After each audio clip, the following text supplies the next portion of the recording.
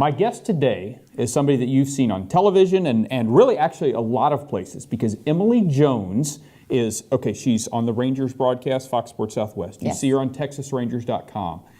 She is a bank spokesman for ABC Bank. That's what we were working on this morning. Mm-hmm. She is an entrepreneur. She is a spokesman for a car dealership. A lot of stuff going on. Mm-hmm. Plus, she's got 2 kids. I wanted to give people a little insight into the world of Emily Jones here. How do you juggle all this stuff? How do you keep it all together? Well, I have severe OCD, so that it tends to actually help me in my crazy life. You just figure it out. I wake up every morning and try to get everything done that's on my list. I make crazy lists, and it's much easier than it may sound. And I have a ton of people who help me because without help, I couldn't get anything done.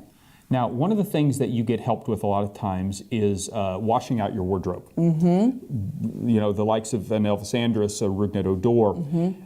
What do you do when you're out there doing a post-game interview and you out of the corner of your eye, you see this large sports drink container coming toward you? Mm-hmm. What goes through your mind? What evasive action are you thinking about? Well, at this point, it's become such a regular occurrence that we kind of have an agreement in place, if you will, that I will steer clear of said sports drink. But people ask me about it all the time. Like, does it get old? Are you tired of it? And to me, it has nothing to do with me. It's not my deal. It's the players. It's Elvis and it's Rugi and it's whoever else is a part of it. And if it's something that they want to do, I really can't stop them. So it's just up to me to kind of improvise when they do decide to do it. I have no idea if those shenanigans will be back again this year or if maybe they're going to take a new direction.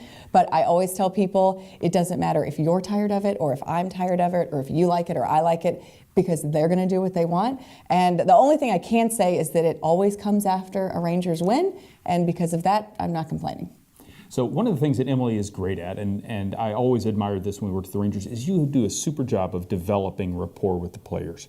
You feel like, I always felt like they were willing to open up to you, they were willing to talk to you, and part of it is because you have a tolerance for things like that. What do you do to develop that rapport with the players? Well, that's very kind of you to say, first of all. And I think the biggest thing that's in my favor is longevity and the fact that I've been in that clubhouse for quite some time. And so the guys just they like to be comfortable, and so I feel like they're comfortable with me. They're comfortable, and maybe because I'm silly and goofy, that they're comfortable. You are silly and goofy. I am. That they're comfortable kind of showing that side of themselves. Not everyone is, and so I just try to show.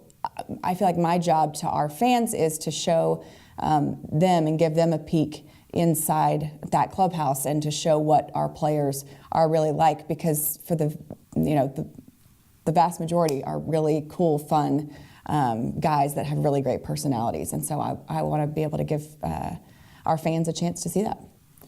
One of a favorite player, I think, of both yours and mine was David Murphy when he played with the Rangers. And maybe the favorite video that I ever did with Emily, and I'll post the link to it in the metadata, was one that you did with David. And it was, there might have even been a little smack talk involved in this. Yeah.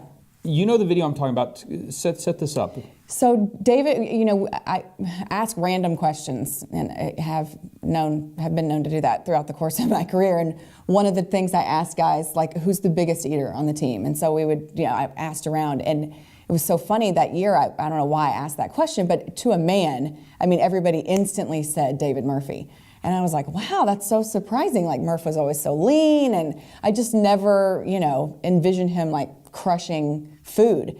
But apparently he did, and so I asked him about it, and I pride myself on being able to scarf some stuff down as well. So I was like, Murph, I think we should, let's challenge this. Let's go toe to toe in this eating department and see what we can find. And so for some reason we decided on tacos.